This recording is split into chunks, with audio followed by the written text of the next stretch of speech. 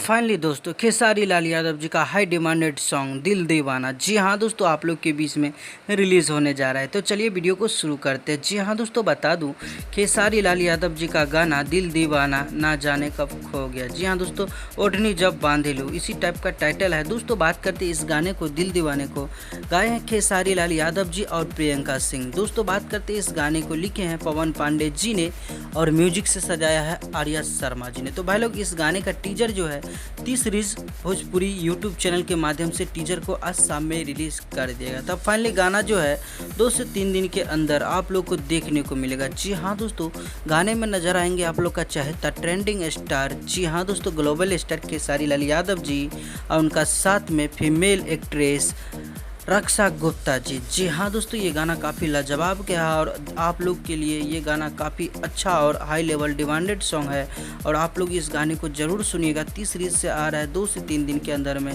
जी हाँ दोस्तों, आज का वीडियो हमारा ये कैसा लगा, उम्मीद करते हैं दोस्तों लोग काफ़ी पसंद आया होगा। तो मिलते हैं नए वीडियो के साथ, तब तक के लिए अपना ख्याल रखिएगा और देखते रहिएगा भोजपुरी चिप यूट्यूब चैनल। धन्यवाद दोस्तों।